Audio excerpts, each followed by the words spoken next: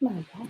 And hello, thank you for joining us this morning about homeschooling night owls. So I am not a night owl, but I brought on some night owls to talk about it because I think that so often the people who write blog posts, who write advice, who write productivity things are often morning people. Just there is some kind of correlation there that's not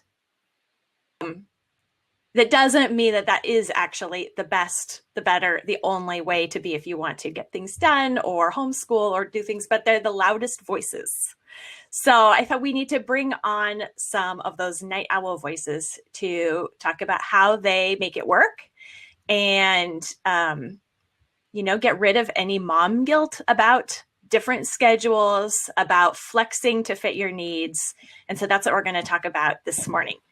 And so I have Virginia Lee Rogers here and Mary Wilson. Mary, you want to start by introducing yourself and your family? Sure. I'm Mary Wilson. I have a blog over at Not Before 7, which tells you that from the beginning, I have always been a night owl. And then I had birthed these little children that were coming in my room at these horrible hours, 6:50. And I was like, no, not before 7. These days it's a little bit not before 8, but that's because they're older. So my kids are in 9th grade, 7th grade, 5th grade, and 3rd grade. I have 2 girls and then 2 boys. We live in North Carolina, which is a great state to homeschool. And I also wanted to say in the introduction, because I think it's important when we're talking about routines and schedules, my husband works a very standard 9-to-5 job, is home in the evenings, and does not travel a lot.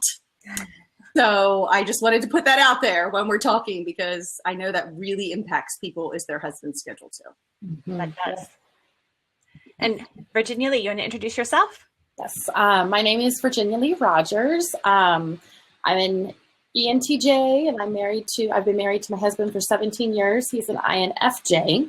We have 5 kiddos. I have a 12-year-old boy, a almost 10, she made sure that I said that, almost 10-year-old girl.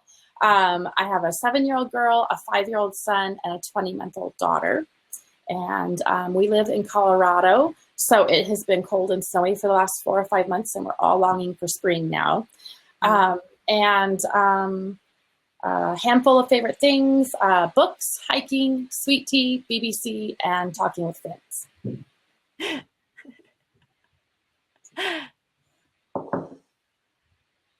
All right. And that's a good point about your husband's schedules. Maybe Virginia Lee, I know that's a little bit different for you. Do you want to talk a little bit about that?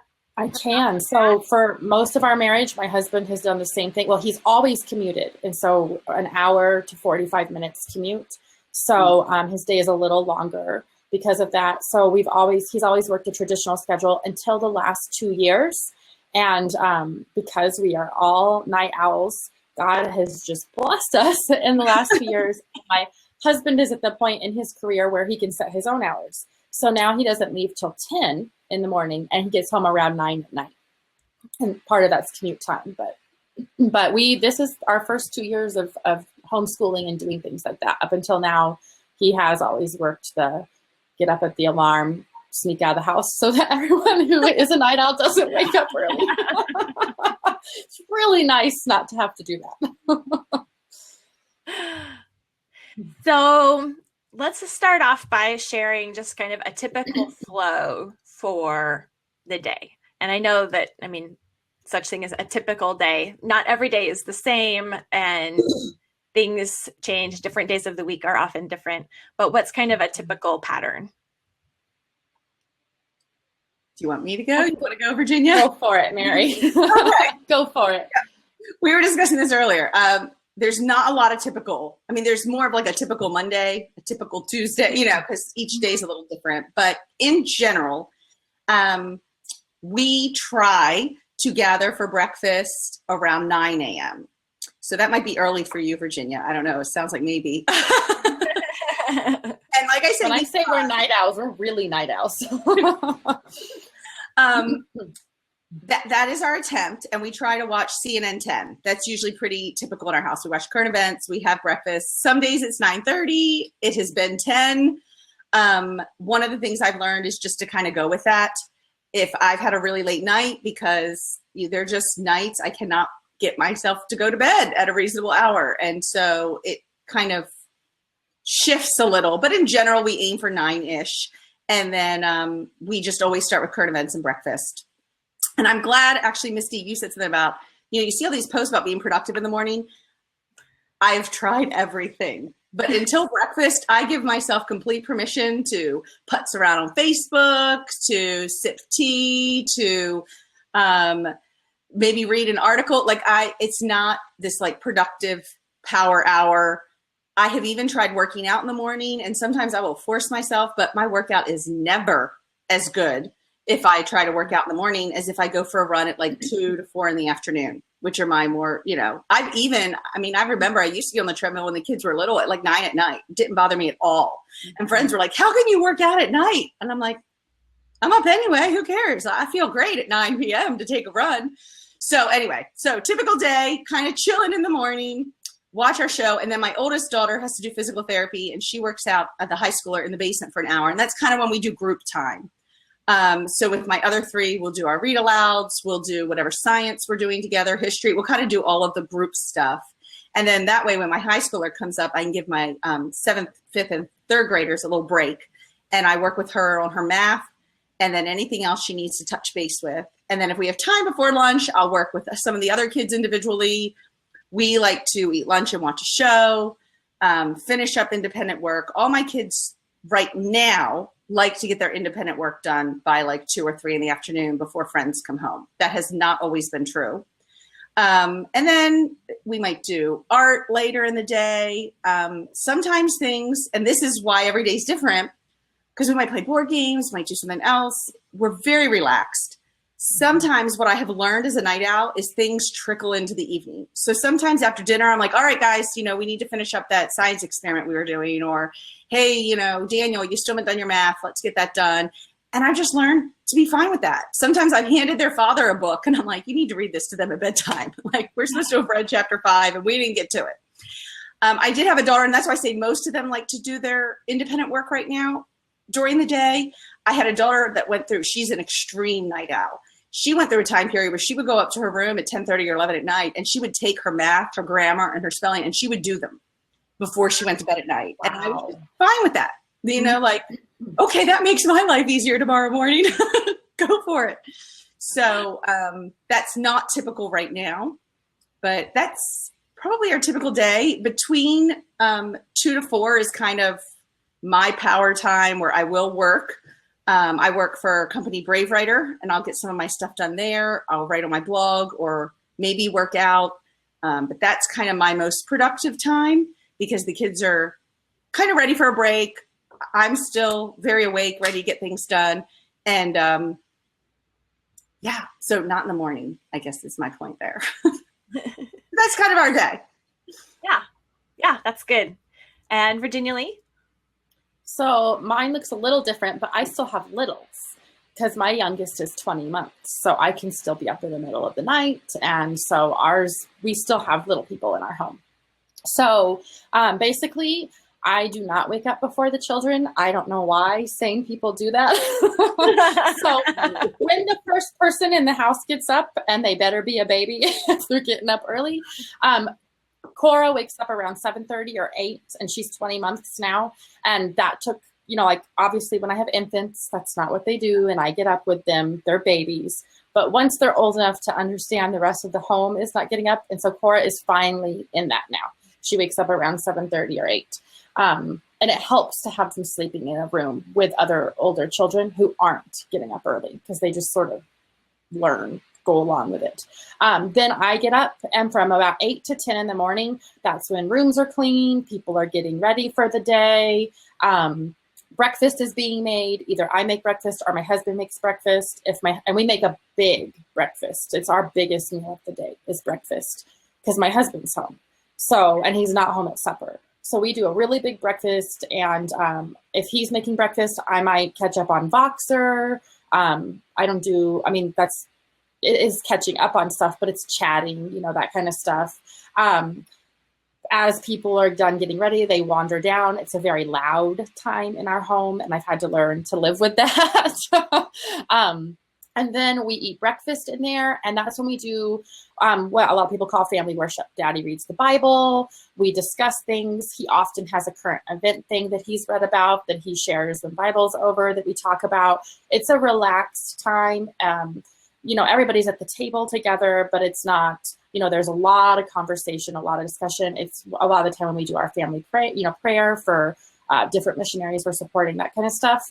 And then around when breakfast ends, my husband goes up to get ready for work, and we do our table chores and, brush teeth, that kind of stuff. And then I do set, because time can just get away from us, I do set an alarm in my phone for when I want morning time to start, and it's all ish here. Everything's ish.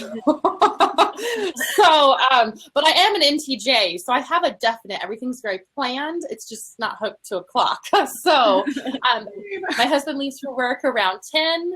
And so then once he leaves and everybody's run down the block to watch him go, I call them all back in, the alarm goes off, and we sing the doxology. And that's sort of when I start singing that, everybody knows, okay, it's time to come in. Morning time's going to be starting, and people will just come from all different directions when they hear me start singing that. Our morning time goes for an hour to an hour and a half. We have done 2 hours before, but I actually purposely made us cut it off. It was great and we loved it, but we were needing time for other things. So I do cut us off now after an hour and a half. And in morning time, we do a lot of things together: Shakespeare, grammar, geography, catechism. We don't read the Bible in that time because we've just done that at breakfast as a family, but we do Bible memory verses, poetry, history spines, all sorts of stuff together. Then if I have babies, they might nap during that time. When they wake up, I pause morning time, get a baby, bring them in. We're in the living room on couches. Our morning time is everyone's favorite part of the day, and it's just built up over the years. It's low key. Littles play on the floor with blocks, but they do stay in the room with us, and we have, boundaries and parameters about what's allowed and not allowed. But it's just a really nice time together. Lots of discussion again. And then after morning time, around 11:30 or noon, because remember, we've had a big breakfast. So then we have outside time if the weather's nice.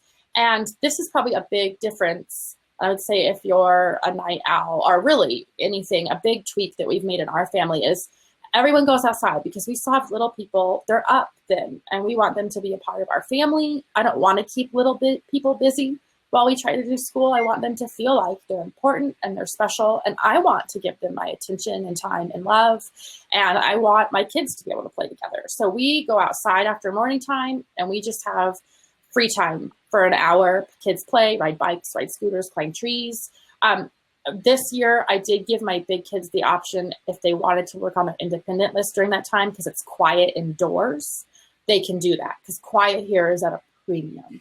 So, so I do have my oldest, who's 12. A lot of the time, he will choose to work on his independent list then, because it is easier to do certain things in a quiet house versus a toddler, climbing on your back. So, but then he'll come out and join us partway through. One of my Form 1 kiddos right now, so 3rd grade and under, a lot of the time she'll bring me one of her books for school when we're outside, and she'll want me to read it to her. So I do, and she gives me a narration, but we're outdoors and we just play during that time. And then when we have lunch, it's very low key here. We eat one of like 5 things all the time. We use paper products. Whoever says they're hungry first, if they're old enough, probably is the one who's going to make it. But it's really easy. Sandwiches, chips and beans and cheese, leftovers, really, really easy lunches, because we've had a big breakfast. And that might be a time where I hear some oral narrations from a big kid if they chose to use some of that outside time for independent work. And then after lunch, if the weather's bad, for lunch, a lot of the times my kids will eat outside, and I'll take a little bit of that time to do work for Charlotte Mason in real life, or get on Instagram if I want to listen to a podcast. I keep the baby in with the toddler in with me when I'm doing that. If the weather's bad, we all eat at the table together, but the kids bring drawing supplies. You have to ask Daddy, baby. The kids bring drawing supplies, toy soldiers, and I still do the same kind of stuff, but we're just all at the table together. And then we do our table chores, and I do set another alarm in my phone after that for nap time. And otherwise, I will forget. So I will. And I still have little people, and they need nap. So around 2:30 is nap time.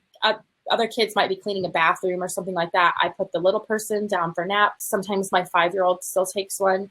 And then that's when we do a good chunk of our school.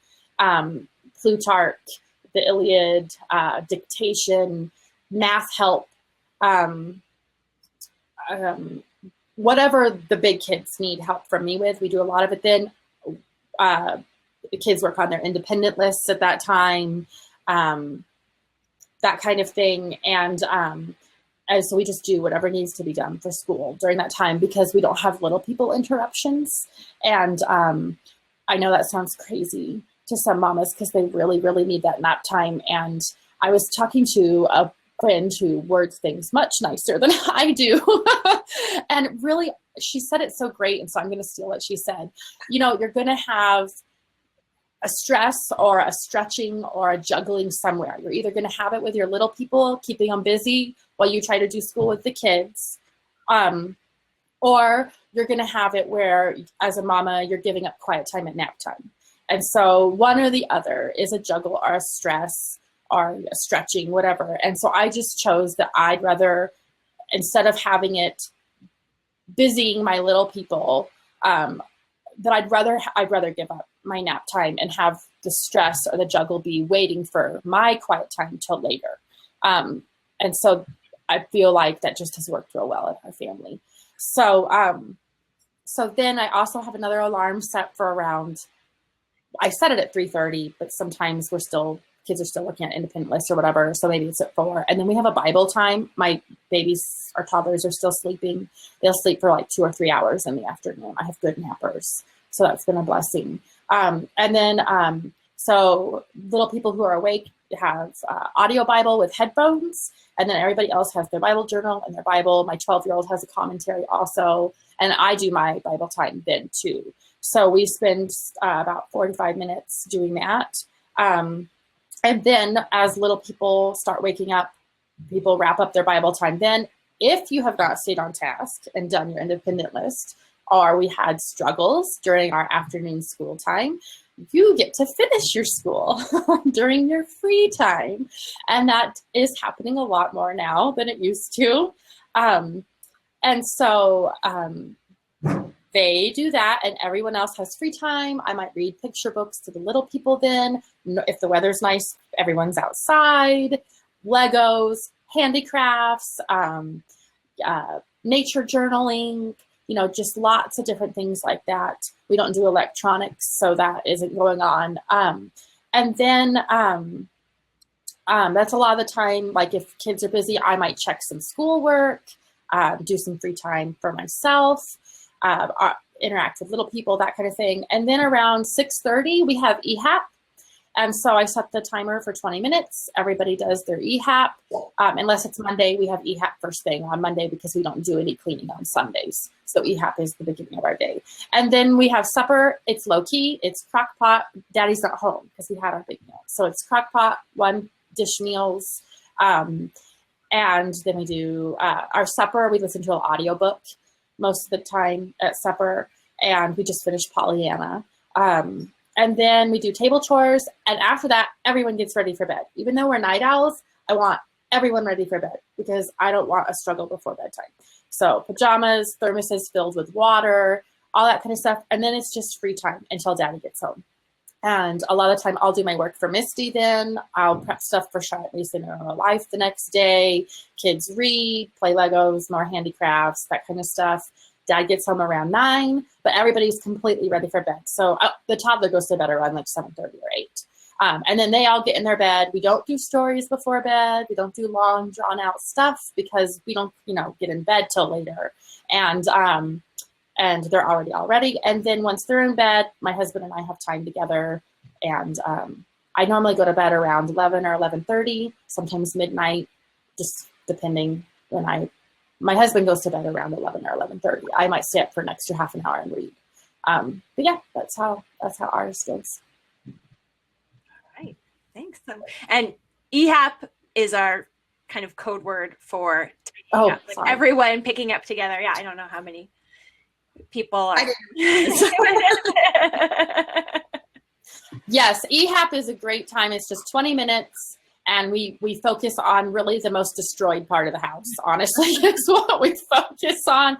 And it really helps me not to feel bad throughout the day. When I see things exploding, I can just think, EHAP is coming. This is not the time to stop everybody and clean that up. And so EHAP, and if the kids know it's 20 minutes, I put music on. And now that I have big kids, I might have a bigger kid EHAP a separate part of the house, honestly. But normally it was all of us together. But now I have, a 12-year-old that's more than capable of EHAPing a separate area. But I always have the little people with me, and we just hit the biggest, mess. But we've been doing table chores all throughout the day. So EHAP isn't like the kitchen or the dining room, because that gets cleaned up after every meal. So Mary, what kind of adjustments or, just flexing curriculum or plans, how have you had to do anything specific or intentional to change your homeschool material or rhythms to work with your night owl schedule? I mentioned a few things. So just accepting that no matter how many posts I read about that morning power hour, it's not going to happen for me, and being okay with that, and letting myself take some time in the evening to plan, just knowing I'll do all that at night. Allowing kids to, for us, and it may have come across, we're pretty relaxed in our homeschool. We have curriculum we use, we have our general routine, but it's knowing that kids can work in the evening. I think when I set out, I would read all these posts and, people were done by lunch, or, and then they had this rest time and the day was done, and it just didn't work for us. And so I've had kids at the kitchen island finishing up math while I'm making dinner, and knowing that's okay. There's nothing wrong with that.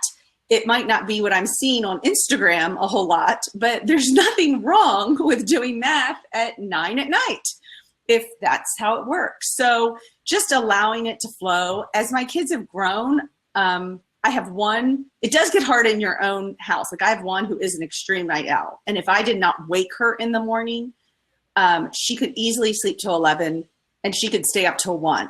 Easy, no problem. That is her natural rhythm. So I do have to wake her at an hour so that she will fall asleep. Now that she's 13, when she was little, that's a problem. You can't have, a 5-year-old wandering the house at these hours. Now that she's 13, she can draw in her bedroom, do those kinds of things. So it's become a little more flexible, but kind of getting to know your kids. And on the same hand, I have a son who's a morning person. He is by 7, by 7:30 the latest. He gets up sometimes at 6 o'clock. That was really hard. Now he's 11.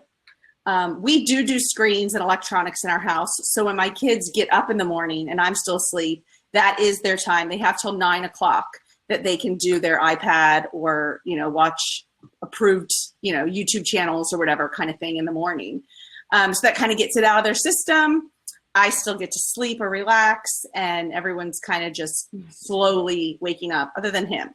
He has, so on the other hand, he has, if I've woken up early one morning, say I woke up for some reason at 7:15 because there was a lot on my mind. And I know some people laugh. They're like, early, 7:15. I've got friends who get up like 5. I know. So let's say I got up, and by 7:45, because I'm anxious or I have a lot on my mind, I'm kind of going. He and I have done his schoolwork. I've been like, hey, you want to get all your independent stuff done? Mom, he happens to be up today. That would actually probably be ideal for him if I could do that every day. I cannot. So I think Tina asked a question. It's kind of that balance of everyone's needs in the house, your own needs, when is ideal for people. and trying to say, how early do I have to get up to get things done versus how late are we willing to go before you start to see people fade. My 8-year-old, he fades. He needs to be done. There are times I feel for him. I've said to my husband, oh, this poor little guy in this house of late night people. And we've had to put him to bed early because he just needs to catch up. So a long-winded way of saying kind of going with the flow wherever my kids are, what they need. I've said if we miss something, we pull it out after dinner. Daddy has accomplished some of the read-alouds at bedtime. So he'll read to my boys if I didn't get to it during the day. The book we're studying that month, he may catch up with them. I've usually read them ahead because I actually publish guides for Brave Writer for the book. So I've read them all. So it's not like I need to be the one reading it all the time. I know the story. And I think that was most of my notes is, yeah. And then for me, having that, recognizing that from like 2 to 4 is a good time for me to work, a good time for me to let the kids kind of do their thing while I'm working instead of feeling like, you know, I have to sit in the morning and get my day ready. Just, you know, I sit 2 to 4 and I get tomorrow ready. That works. Right. So there is the productive time and there is the free time. It's just, they're swapped. And we all have those times where we aren't, you know, able to get stuff done. And, you know, for me, it's that afternoon time that I have to have things done before those later afternoon hours come because I just can't do anything, you know, during that middle part of the day. And yeah. So yeah. Friends like, I can't do something after 4. I'm like wiped. I can mainly handle dinner. And I'm like, are you kidding? Bring it on. Right. So just recognizing it's like the same chunks of time are there. They just happen to be happening at different times of the day. So it's not like the kids aren't getting free time because they are doing school in the afternoon. Or it's not like you aren't getting quiet time because it's not happening during nap time. It's just happening at different chunks of the day than might be typical or what, you know, the people who are sharing are sharing. Yes. And I think that's where just knowing what your goals are, what your vision is, what you want education to look like in your home. I think that's where that's important because, you know, you can worry about things like, well, you know, we're more godly if we wake up before all of our kids. And I know that sounds silly, but I've had conversations with, you know, moms before. They have huge amounts of guilt because they don't wake up before their children and read their Bible. That does not make you more godly, you know? So I think just knowing, you know, we're Charlotte Mason homeschoolers. So the afternoon occupations, you can still have afternoon occupations if you know the reason behind, the philosophy behind what afternoon occupations are, what a quiet time is and why you have one, then you can put it in your day and tweak things appropriately. And you can let go of guilt because when you start feeling that way, you can think, okay, now wait a minute. What's the reason behind this? Okay, if this is the reason behind this, does what time it happens on the clock affect, you know, fulfilling this purpose and reaching this vision and goal or not? And most of the time, that would not be the case. And so, you know, even with Charlotte Mason homeschoolers where, you know, there's a lot talking about having all your school done and then leaving those afternoon hours free, you know, we have free morning hours, we have free late afternoon hours, we have free evening hours, and all those things are happening in that time. So I guess that would be my big thing, whether you're a night owl or a morning dove, just know that why and know your vision and know your goal. And then you can really, when you start feeling guilty, weigh it against that and let go of that guilt. Yeah, it was interesting over in the comments while you were speaking, because I think that resonates with a lot of people. If someone was saying that, you know, morning basket time might happen later in the day. Like we've done it after lunch because it just didn't happen that morning. Things got out of hand. We overslept or whatever. So I might say after lunch, all right, we need to do our morning basket. I don't know why I still feel the need to call it morning. Yeah, I know. I know. We call ours morning time and we're still going at it. Yep. Yeah. Just call it like basket time or group time, but I don't know. Morning basket's a lovely word, even if it's 2:00. And really, I think, you know, even as a night owl, you know, we have little kids that are night owls too. But once we get to the point where we don't have little people anymore, honestly, I could see us shifting where we did most of our independent stuff and all of that first, because people have different ways they want that done, different amounts of time it's going to take them, that kind of stuff. And then having our together time, I would love to have that in the evening. Like that would be ideal for me. But right now I still have little people who need naps and who need, like the toddler needs to go to bed a little earlier. And even though they're up and they're not tired and don't need to go to bed later at night, they're also not at their most productive. It's a great time for free time or, working on a craft or something like that, but not a good time for doing math. So I think that's one of those things, even if you're a night owl, you still need to be aware when you have little people, especially, they can be awake, but they might not need to be, trying to do a written narration then. So, they could probably try it, but you're not going to get their full habit of attention. So I think even being a night owl, you can still be one and just decide in your days, where productivity happens best, and where you can put that stuff. So, I mean, there have been times where, like, I think we're the only people on the face of the planet who haven't read Harry Potter yet. So, but, I have enough older kids to read it and enjoy it, Yeah. So there have been times where, we'll be so into Harry Potter that's what we're doing in our free time in the evening. And my husband gets home at 9 and we're like, we have to finish this chapter. So, but I have little people that are up then and love doing that, but they couldn't be having a reading lesson. Yeah. Right. So. And I think that's important too, is just that, like, it changes constantly, especially, you have 5 children, so the age span, you're still have little people. My youngest is 8. So mine are squished together, between 15 and 8 right now. So that really changes how we can do things. And Tammy was just saying, like, how her teenagers always want to talk at 11 p.m. now. And that's been something I've been struggling with, because a lot of times that's when, like, when you say quiet time happens, that's when I was enjoying my quiet. The kids would all be in bed by 10. Misty, you were saying you even stay up a little later sometimes than your husband. That's what was going on. I could read a little. I could kind of have a cup of decaf tea and just relax. And suddenly I have these teenage daughters who want to stay up as late as me and then want me to tuck them in and talk. So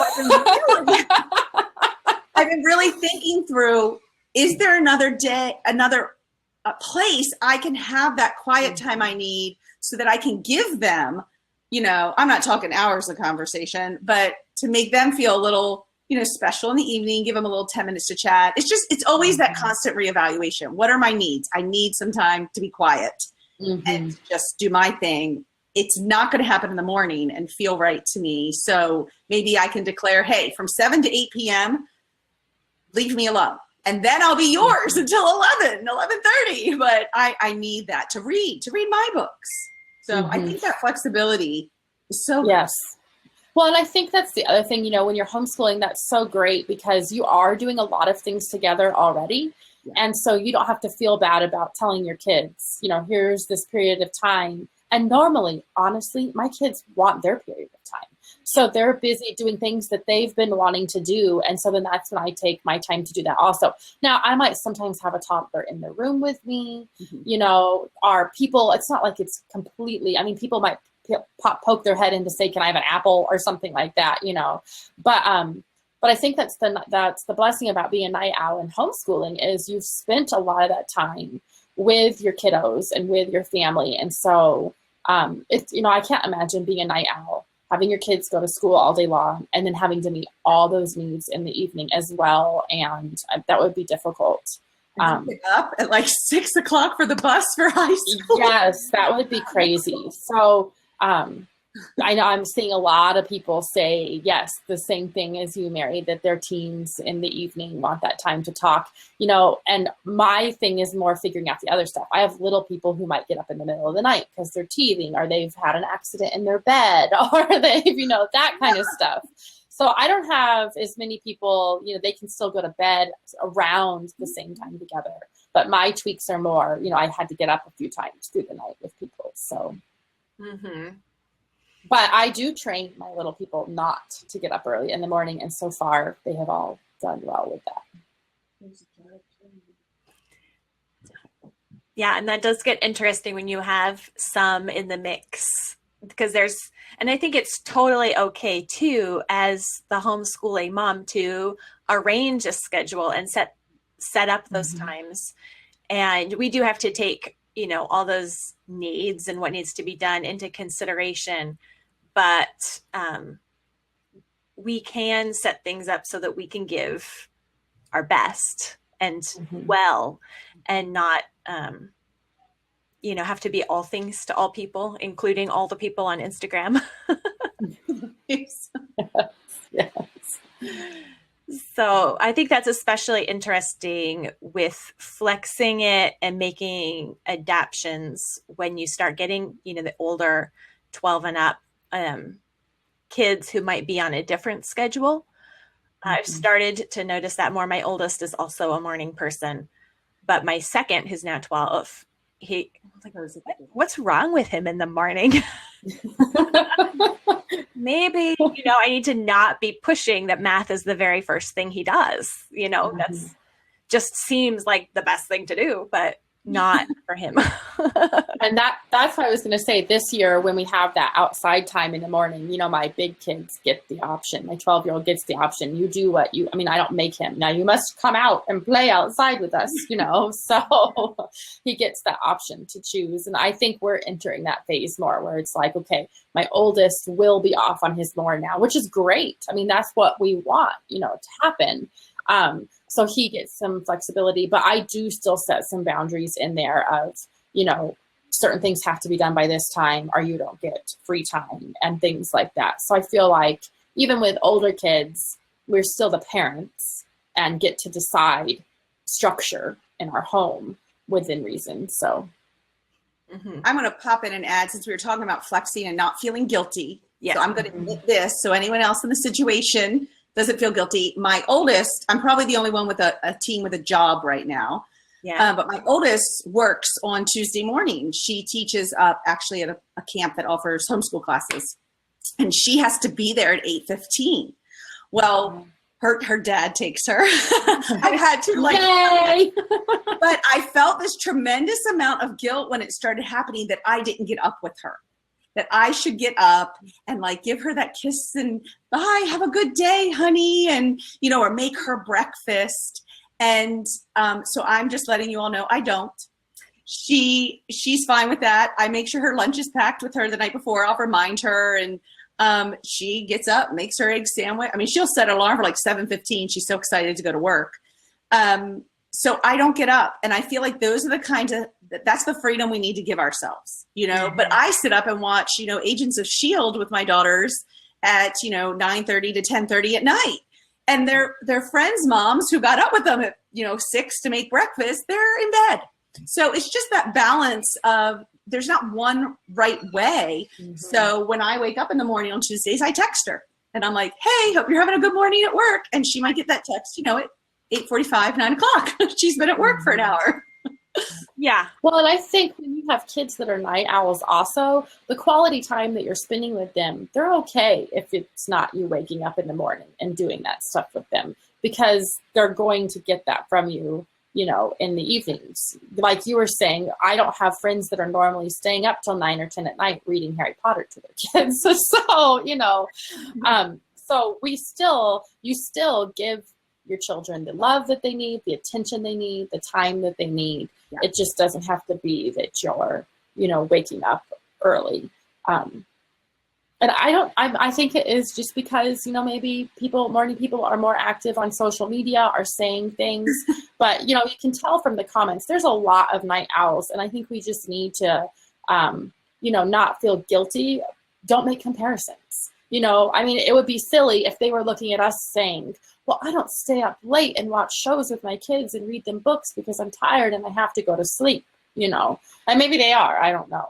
But I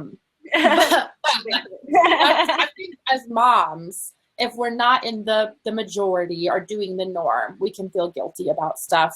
But if you really stand back and look at it, if you're not paying attention to your kids and you're not giving them love and you're not doing things with them, that's one thing. But if you stand back and look at it, that's not what we're doing. We're just doing it at different times in the day. So, And I feel the need to say, because you said the thing about electronics, we have electronics in our home. We just don't have them Monday through Thursday. So people watch movies on Fridays and Saturdays unless they have lost that privilege. Which is the same with like the night owl. I mean, it's all about embracing who you are and me not feeling guilty because I'm like, oh my gosh, we do electronics every day. Yeah. And you know, we all embrace our own family's rhythm and it's great. Yeah. Exactly. And it's sort of funny because, I mean, we don't have teens yet, so who knows if some of that will change. But it's really hard to have older people on electronics when you're telling your 7-year-old and your 5-year-old, no, you can't be on that. It's just much easier to say, these are our rules, we do it on this day. That is so true. I say to people, put it off as long as you can because it does have a trickle-down effect. It does. Yep.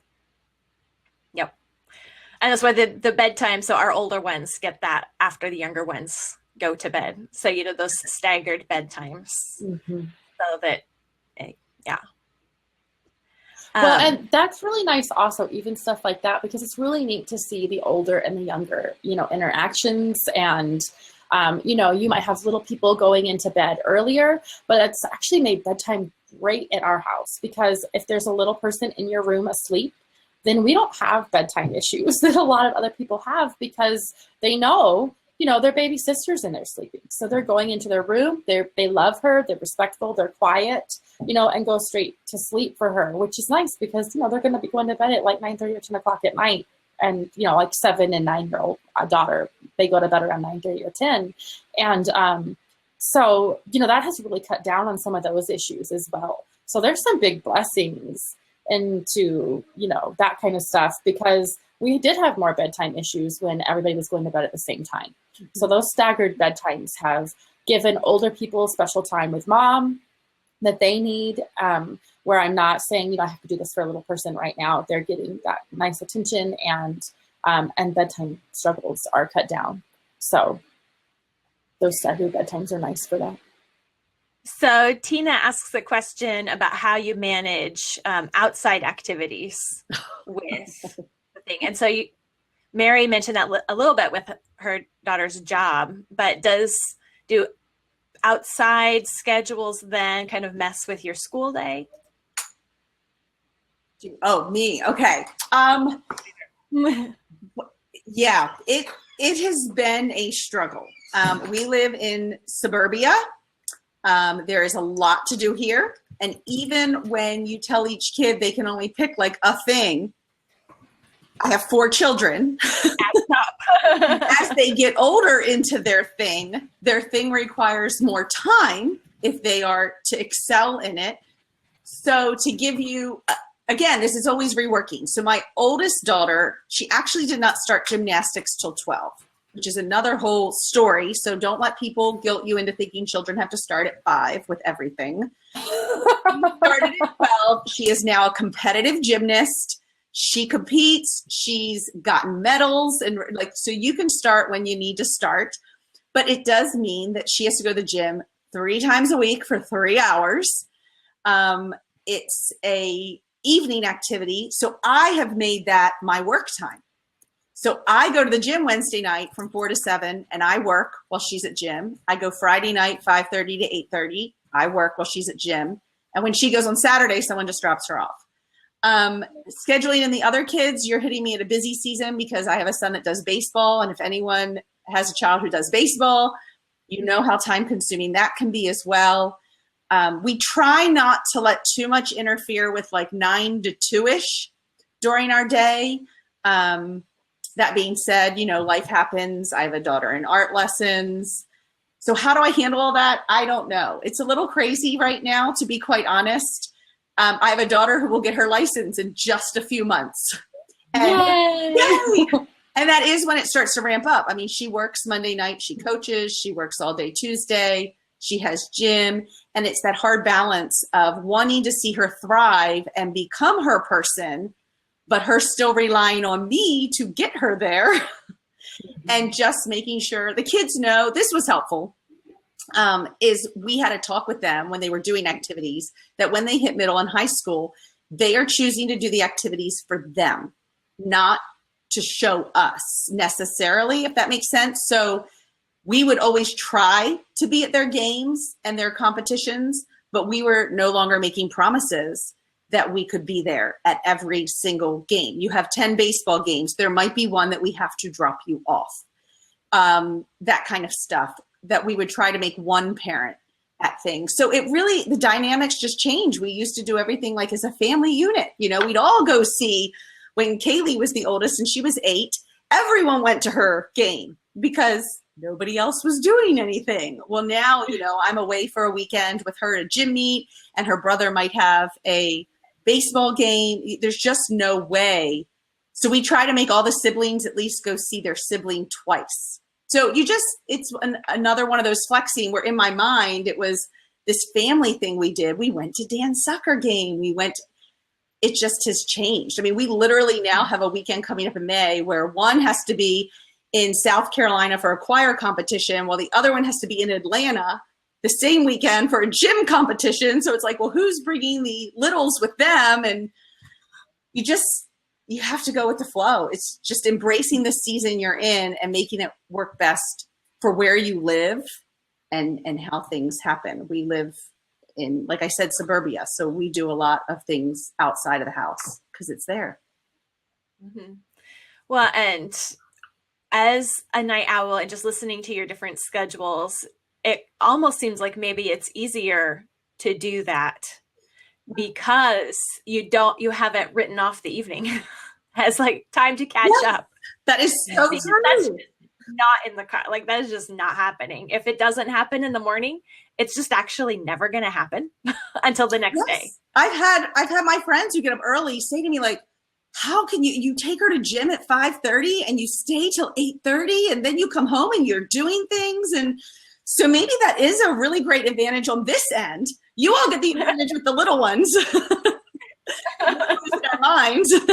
And now maybe we get a little advantage. I don't know. And we still we don't have people getting ready to drive. So honestly, most of our extracurricular out of the house activities, we do still have the rule that if it's something the whole family can do, then that's what we do. Our kids, and honestly, I don't think we're going to ever have the point where we have kids in 50,000 different things. It's just not the way our family rolls. But like my girls have swim on Saturday mornings. So I take the girls to swim. My husband's home with the other kiddos, and that's when they get, dad time, and they do things like play Risk and stuff like that I am not gonna play. So we do stuff like that. My son goes to work with my husband 1 day a week. So that's one of his out of the house things. There's a thing here through the college that's called it's the Environmental Learning Center, and they do different nature activities that my husband will take my son to and drop him off and then pick him up from, because it's near where my husband works, and it's in a different city where my husband works. So that's sort of the way we've done things. And then I'm home with the rest of the people doing school and that kind of stuff. But we're just real intentional about what we say yes to at this point. And we've been just blessed. Like I have kids that take piano, but our piano teacher comes to our home, so I can still school and do stuff with the little people while people are having their piano lessons. So we just really think about those things. And then as we get older kids, and my second oldest, who's not an older kid really yet, because she'll be 10 here in a little bit.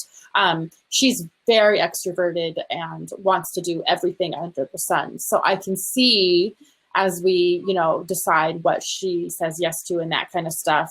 But my son, who is an introvert, and so he likes doing his 2 or 3 things that are organized, and then he wants to be at home. So that's been nice. In fact, if he's out too much, he's like, please, can we stay home? So, and even though I'm extroverted, I have a lot of people. So honestly, I like being home because I get a lot of my extroverted needs met within my, 4 walls. So yeah, we haven't had to juggle a lot of that yet. And the way we juggle it now is can more than one person do this? And if multiple people can do it, then we're more likely to say yes to it than, okay, just this one person is going to do that, other than my son going to work with my husband. Yeah, we tried to talk my gymnast into doing rock climbing so we could all do it, because we do like rock climbing. I think she's considering it. She's gotten 2 years of competition under her belt now. And then we found a taekwondo that is family taekwondo. So I think when you can find those, I mean, that's the kind of stuff that big families. So I have 2 kids now looking at the Taekwondo, and you do it with the parents. I'm like, well, that's kind of nice. Like 3 of us would go. And those things are out there. I always say that my dad used to call my brother, sister, and I the 3 points of a triangle because we were so different. I feel like my kids are the 4 points of a rectangle, like as far as you can get from interest from one another. So when we can find that unifying, like I'm like, come on, rock climbing. We all love rock climbing. Yes. And that's worked well. Yeah. We've got a lot of people that like swim, a lot of people that like piano. Right. We all love to hike. Yeah. So that kind of stuff, we do a lot of those things. And even the kids, if it's just something they're doing and parents are taking them, thankfully, we've been able to lump, kiddos together. But as kids get older, like I say, my oldest is 12. Yeah. So we'll see what happens with that. But I know my husband and I talked about it. We don't want our lives to be in the vehicle taking people to 12,000 different things. And I think it's okay, even with your older kids, to teach them how to, weigh things out. Yeah. You can't do everything, even as an adult. And you need to have the skill of knowing, okay, I'm going to do these things, but I'm going to say no to these things. And that's a healthy thing to learn. Yes. And my daughter she wants to do theater next year, the second daughter. And she's like, I guess I would have to stop art or choir. And I'm like, you would. So, because theater's a lot, you might have to stop art and choir. Oh, but theater's so fun. As you know, one kid doing it, you got to be at rehearsal. Several times. See, then you got to get the other kids doing it too. You need like somebody doing sets, someone doing sound, one person actually doing that would be what I would start. I'd be like, theater, huh? Let's get all your siblings here and figure out if they all want to do. Yeah. Sadly, they're all like, no, I don't want to at all. I feel like once you get to the point where you have a driver in the house, that's so nice because then they can do the thing that they want to do because they can get there. They can take someone else to the thing that they're wanting to do. We don't talk about the scary aspect of that for any of you yet. Like when your daughter drives a sibling somewhere and you're like, oh, please. Do not let that. I have a 16-year-old brother, so I've seen my mom going through that right now. Yes. It's frightening. Although I call him and I'm like, hey, if you're out, we can use Bill. They're very eager to drive then, with the yes. So they'll go anywhere for you. I know. I mean, he will. You need milk? Sure, I'll go get milk. Right. Advantage. So any final tips to share before we wrap up?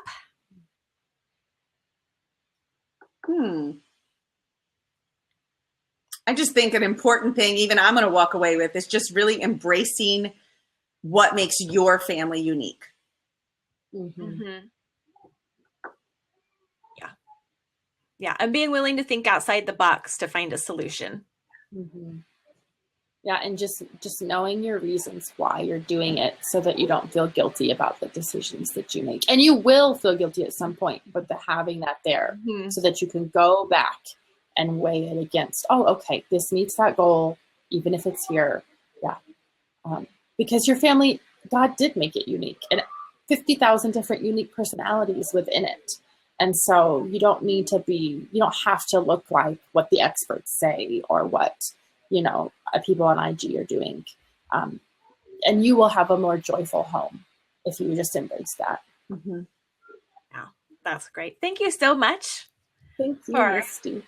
Sharing and talking about it and opening up about all of this. I think that it's really helpful for people to see a lot of different